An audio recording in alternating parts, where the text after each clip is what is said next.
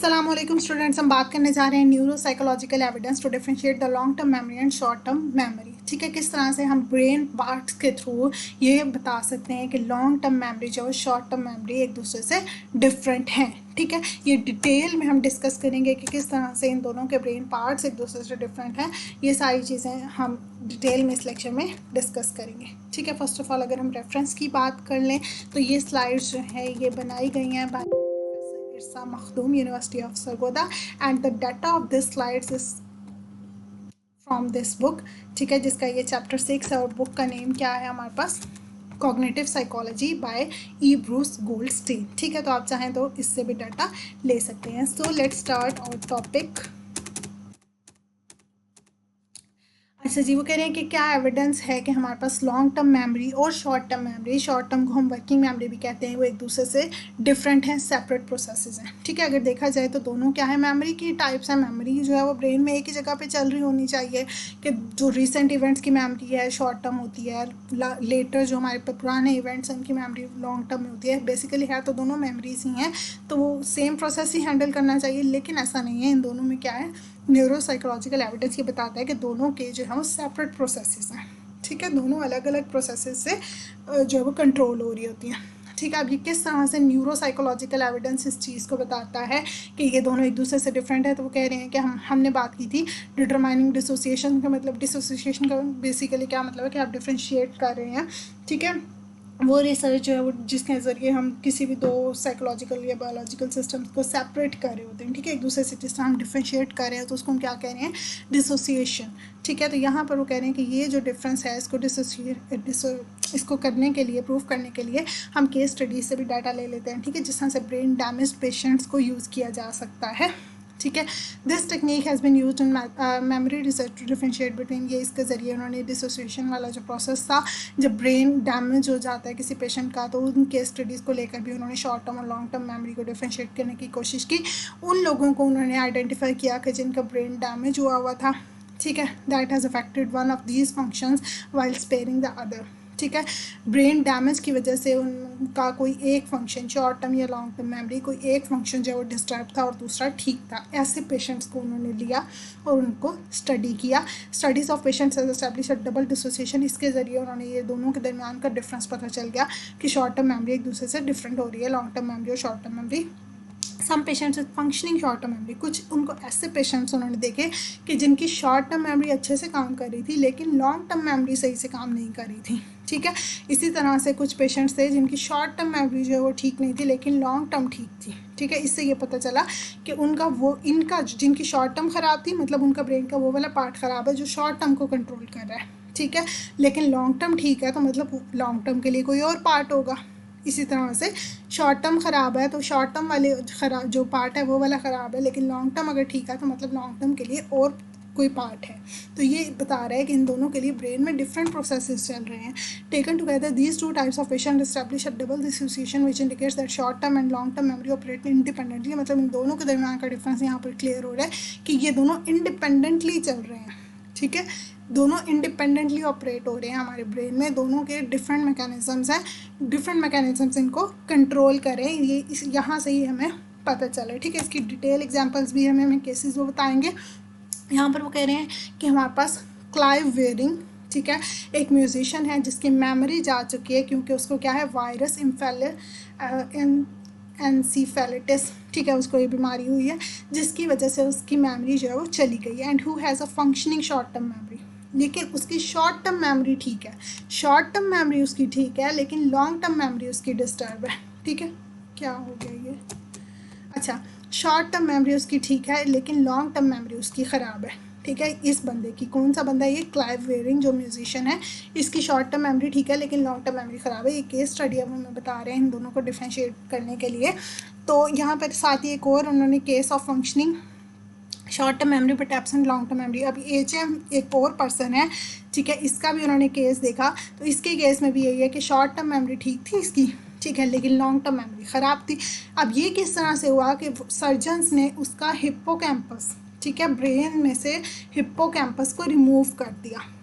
और वो उन्होंने क्यों किया, क्योंकि ये जो HM पर्सन था कोई, इसको क्या हो रहे थे, एपिलेप्टिक सीजर्स हो रहे थे, और कोई भी ट्रीटमेंट जो है वो नहीं रिस्पॉन्ड कर रहा था। मतलब उन्होंने बहुत सारे ट्रीटमेंट किए लेकिन ये सीजर्स नहीं ख़त्म हो रहे थे। तो फिर उन सर्जन्स ने उन सीजर्स को ख़त्म करने के लिए, वो जो सीजर अटैक उसको हो रहे थे एपिलेप्सी के, उसको ख़त्म करने के लिए उन्होंने हिप्पोकैम्पस रिमूव कर दिया। ठीक है, तो हिप्पोकैम्पस रिमूव करने से क्या हुआ कि साथ ही साथ उसकी जो लॉन्ग टर्म मेमोरी थी वो डिस्टर्ब हो गई। अब वो नई कोई भी लॉन्ग टर्म मेमोरी नहीं बना पा रहा था। ठीक है, लेकिन शॉर्ट टर्म मेमोरी उसकी ठीक थी। ठीक है, outcome of HM case is similar to that of Clive Wearing. अब ये क्लाइव वेयरिंग में भी यही हुआ था ना कि उसकी शॉर्ट टर्म ठीक थी लेकिन लॉन्ग टर्म ख़राब हो गई, तो दोनों में केस जो है वो सेम ही हो गया। लेकिन क्लाइव वेयरिंग जो है उसको ब्रेन डैमेज जो है वो डिजीज़ की वजह से हुआ था, लेकिन HM जो है उसको सर्जरी हो गई, उसका हिप्पोकैम्पस रिमूव हो गया। तो हिप्पोकैम्पस जो है वो क्या है, बहुत इंपॉर्टेंट है लॉन्ग टर्म मेमोरी के लिए, उसको रिमूव करने से लॉन्ग टर्म मेमोरी ही डिस्टर्ब हो गई। ठीक है, वंस दे रियलाइज, अब जब सर्जन्स को पता चल गया कि उन्होंने बहुत बड़ी मिस्टेक कर दिया हिप्पोकैम्पस को रिमूव करके, कि उस बंदे की लॉन्ग टर्म मेमोरी ही ख़त्म हो गई है, तो दोबारा इस एक्सपेरिमेंट को नहीं किया गया। ठीक है, लेकिन उस बंदे को उन्होंने 50 साल तक स्टडी किया उस केस को, और उनको बहुत ज़्यादा इंफॉर्मेशन मिली जो है मेमोरी के रिलेटेड। तो ये जो HM की मेमोरी जो है वो चली गई थी, इससे बहुत ज़्यादा हमें क्लियर डिफरेंस मिल रहा है शॉर्ट टर्म मेमोरी और लॉन्ग टर्म मेमोरी में। ठीक है, that it is possible to lose, कि ये पॉसिबिलिटी है कि आप लॉन्ग टर्म मेमोरी जो है वो उसको लूज़ कर दो। ठीक है, कि अब नहीं कोई भी ऐसी इन्फॉर्मेशन नहीं बन रही कि जो लॉन्ग टर्म में जा रही हो। ठीक है, लेकिन शॉर्ट टर्म बन रही है। ठीक है, अब सपोज़ यहाँ पे रिसेंटली अगर कोई काम हुआ है वो मैं आपसे पूछूँ तो आपको 30 सेकंड में जब हुआ तो वो आपको याद रहेगा। ठीक है, यही मैं 15 मिनट बाद आपसे पूछूँ, 30 सेकंड के बाद पूछूँ कभी 30 सेकंड पहले आपने क्या किया था, आपने क्या बात सुनी थी, और वो आपको नहीं याद होगी, तो मतलब आपकी शॉर्ट टर्म ठीक थी, अभी 30 सेकंड में जो हुआ वो याद है, लेकिन लॉन्ग टर्म नहीं ठीक है। ठीक है, तो इसका मतलब है कि आपकी लॉन्ग टर्म डिस्टर्ब है लेकिन शॉर्ट टर्म ठीक है। अभी ऑपोजिट प्रॉब्लम भी उनको इस तरह से मिले कुछ और केसेस के जिनमें शॉर्ट टर्म ख़राब हो गई लेकिन लॉन्ग टर्म ठीक थी। ठीक है, वो किस तरह से थी, यहाँ पर हमारे पास एक पेशेंट थे KF। ठीक है, KF जो है इनका क्या मसला था कि इनकी शॉर्ट टर्म जो है वो रिड्यूस्ड बाय डिजिट स्पैन, कि उनकी शॉर्ट टर्म मेमोरी का जो डिजिट स्पैन था वो कम हो गया था। ठीक है, number of digits a person can remember, के मतलब नॉर्मल एक बंदा जो है वो जितने डिजिट्स को रिमेंबर करता है उसको हम क्या कहते हैं, डिजिट स्पैन। ठीक है, तो इसका, ये कोई फीमेल पेशेंट है, तो इनका क्या हुआ, वो जो डिजिट स्पैन था, डिजिट्स को रिमेंबर करने का जो एक स्पैन होता है कि इतने लफ्ज़ आप याद रख सकते हैं, वो कम हो गया था। ठीक है, जो टिपिकल वो कह रहे हैं कि आम तौर पर एक नॉर्मल इंसान को जितने डिजिट्स याद रहते हैं वो 5 to 8 डिजिट्स होते हैं। ठीक है, लेकिन KF के साथ क्या हुआ था कि इनको सिर्फ 2 डिजिट याद रहते थे, इनका डिजिट स्पैन जो है वो 5 to 8 की बजाय रिड्यूस होकर कितना रह गया था, 2 रह गया था। ठीक है, और recency effect in her serial position curve which is associated with short term memory. अब हमने रिसेंसी इफेक्ट की बात की थी लास्ट लेक्चर में, तो उसमें ये होता है कि आपको जो रीसेंट इन्फॉर्मेशन होती है, जो लास्ट 30 सेकेंड्स में होती है, जो शॉर्ट टर्म में होती है, वो ज़्यादा अच्छे से याद होती है। ठीक है, as compare to the previous information, जो जाहिर सी बात है जो रीसेंट इन्फो होगी वो ज़्यादा अच्छे से हमें याद होती है, और वो इसलिए ज़्यादा अच्छे से याद होती है क्योंकि वो हमारी शॉर्ट टर्म एग्जिस्ट कर रही होती है। तो क्योंकि ये जो बंदी है, इसका क्या हुआ, ये जो पेशेंट है, इनकी शॉर्ट टर्म मेमोरी डिस्टर्ब हो गई। ठीक है, जिसकी वजह से उनको अब ये जो रीसेंट 30 सेकेंड्स वाली भी बात थी वो याद नहीं रही, इसलिए वो अब कह रहे हैं कि उनका रिसेंसी इफेक्ट भी कम हो गया। ठीक है, रिसेंसी इफेक्ट यही है ना कि लास्ट रीसेंट इन्फो याद रहेगी, तो जाहिर बात है जब उनकी शॉर्ट टर्म ख़राब हो गई तो उनको रीसेंट इन्फो याद नहीं रहेगी। ठीक हो गया, रिसेंसी इफेक्ट जो है वो साथ ही साथ उनका रिड्यूस हो गया जब उनकी वो ख़राब हुई, क्या ख़राब हुई, शॉर्ट टर्म मेमोरी। ठीक है, अच्छा उसके बाद वो कह रहे हैं कि KF की उन्होंने देखा कि शॉर्ट टर्म मेमोरी जो है बहुत ज़्यादा ख़राब हो गई, लेकिन फिर साथ ही साथ उनकी जो लॉन्ग टर्म मेमोरी थी वो अच्छी थी। ठीक है, indicate by her ability to form and hold new memories of events in her life, के मतलब जो न्यू मेमोरीज चल रही हैं उनकी लाइफ में, जो जो चीज़ें हो रही हैं, जो 30 सेकेंड पहले की हुई हैं वो उनको याद रह रही थी। ठीक है, न्यू मेमोरीज उनकी इवेंट्स में जो जो हो रही हैं उनकी लाइफ में, न्यू मेमोरीज उनको याद बन रही थी, उनकी मतलब यादें लॉन्ग टर्म मेमोरी में जा रही थी, लेकिन रिसेंट 30 सेकेंड वाली इन्फो उनको याद नहीं रह रही थी। Which aspects of memory are impaired and which are intact for Clive Wearing HM and KF demonstrates that a double dissociation exists. We can conclude therefore that short-term memory and long-term memory are caused by different mechanisms which can act independently. अब ये इन तीनों cases से आपको clearly पता चल रहा है कि किसी बंदे का शॉर्ट टर्म ख़राब है तो लॉन्ग टर्म ठीक है, लॉन्ग टर्म ख़राब है तो शॉर्ट टर्म ठीक है। तो इस तरह से इन तीनों केसेस से ये पता चल रहा है कि वो दोनों, ये शॉर्ट टर्म और long term memory different processes से कंट्रोल की जा रही हैं।